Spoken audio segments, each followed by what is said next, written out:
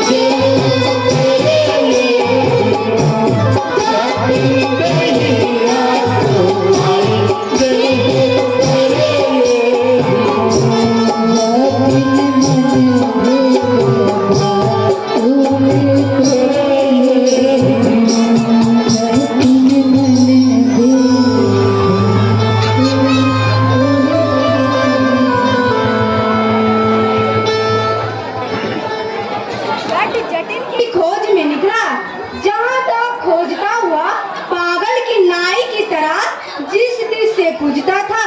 यहाँ तक कि गाछ वृक्ष पशु पक्षी इत्यादि से पूछते हुए रास्ते में मुसाफिर मिलता है। क्या बोले दादी? मुसाफिर मुसाफिर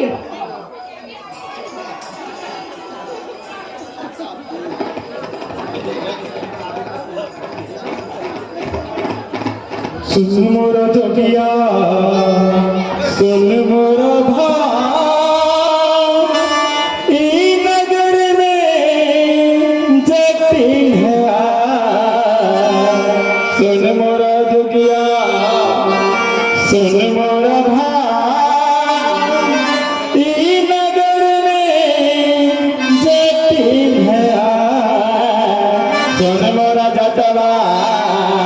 सुन मोरा भाई नगर में जटिन सुन मोरा जटवा सुन मोरा भाई नगर में जटिन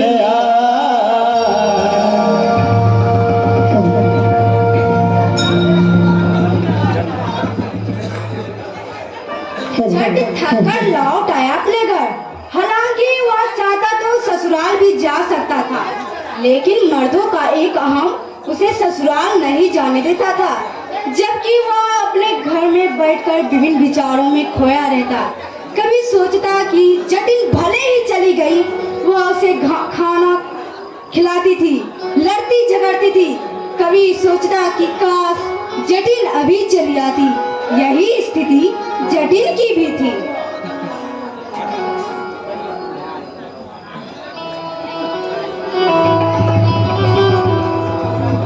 दूर दूर की जटिन दूर रहने की जटिन दूर दूर की जटिन दूर रहने की जटिन सरकार की जटिन राजकुमार की जटिन सरकार की जटिन सरकार की जटिन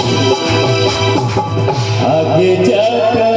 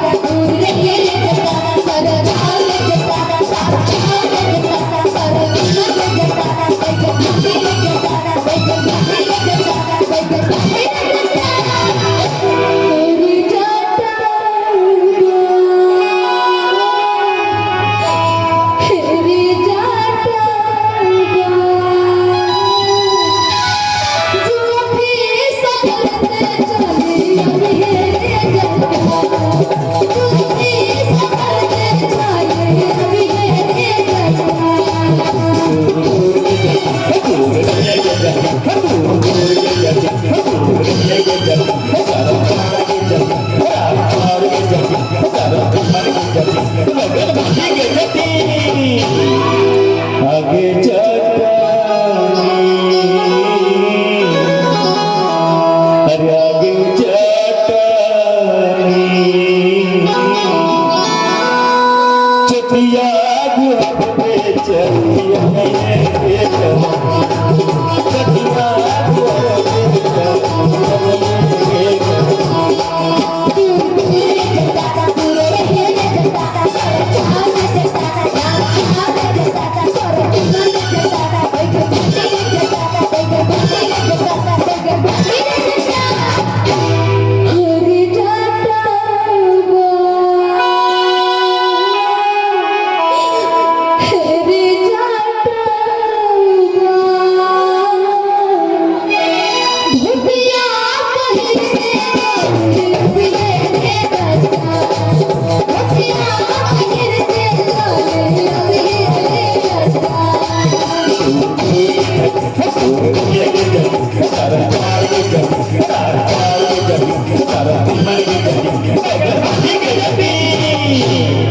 आगे चटनी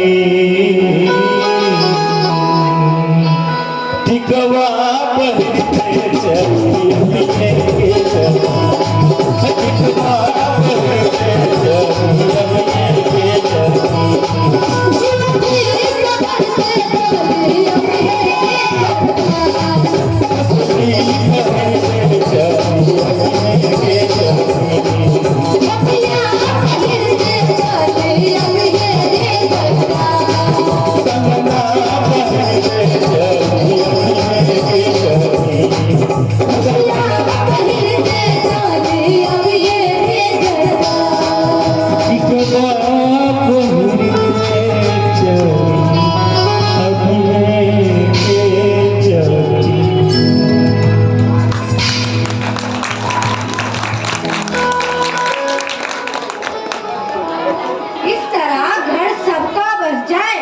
जटिल ससुराल आ गई। आखिर में जट को उसे लिवाने जाना ही पड़ा, लेकिन लाने के बाद नान तेल लकड़ी का भाव मालूम होने लगा। आज यहाँ के लोग दिल्ली, कलकत्ता, पंजाब कमाने जाते हैं। अपने लोगों को रोटी का जुगाड़ लगा पाना भी मुश्किल होता है। मजदूरों का इस प्रकार शोषण करने पर मजबूर करता है हुजूर। जट मोरंग जाना चाहता था, जटिल नहीं देना चाहती थी, क्योंकि वहाँ की महिलाएं अपने तंत्र मंत्र के बल पर उसे फांस लेते थे।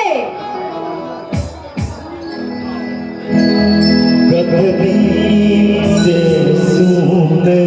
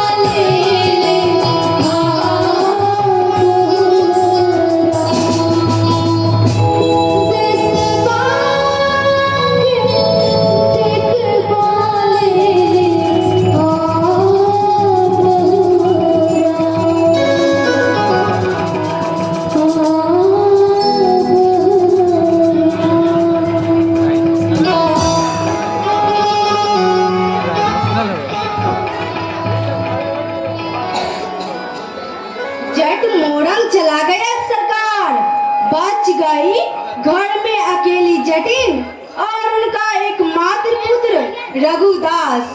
अकेली नारी की क्या परिस्थिति होती है गांव में किसी से छिपा नहीं है। अब बेचारी को खाना खोराकी कपड़ा लत्ता का इंतजाम करना पड़ता है। दुर्भाग्य से रघुदास का मन खराब हो गया। वह टोला पड़ोस के आय माय द्वारा बताए गए टोना टोटका अभूत भूत गोसाई पितर करने पर भी कुछ असर नहीं पड़ा। आखिर ने किसी ने वैद्य जी को बुला लाने की सलाह दी। जटिन जानती थी कि आजकल वैद्य नब्ज टटोलने से पहले मरीज की जैब टटोलते हैं। जटिन भारी मन से भगत और वैद्य को बुलाने चलते हैं।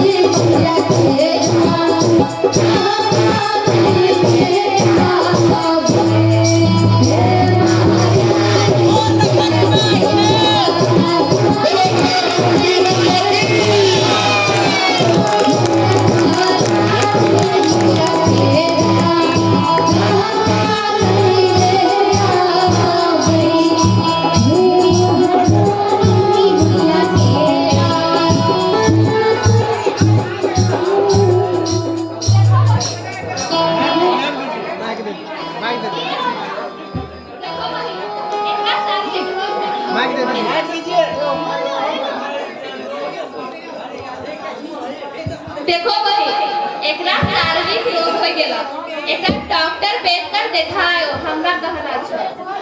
हाँ हमें अभी जाय छी डॉक्टर, जल्दी जा।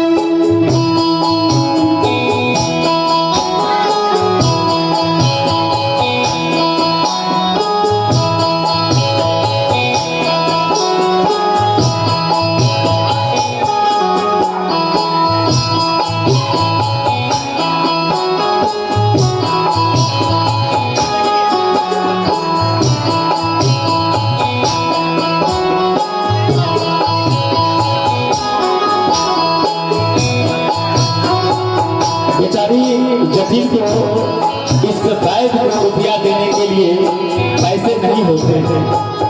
हालात देखेंगे आगे इस नाटक में, हो सके तो आप लोग दान करके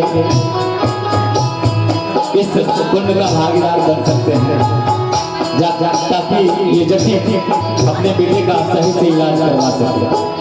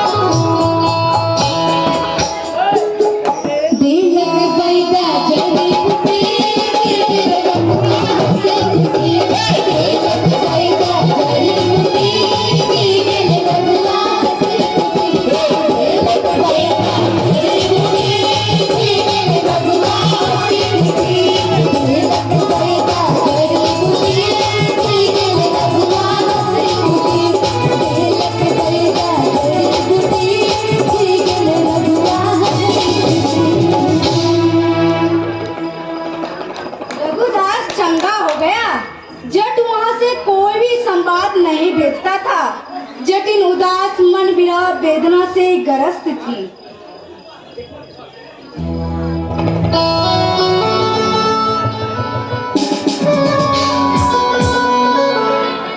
जही बात पिया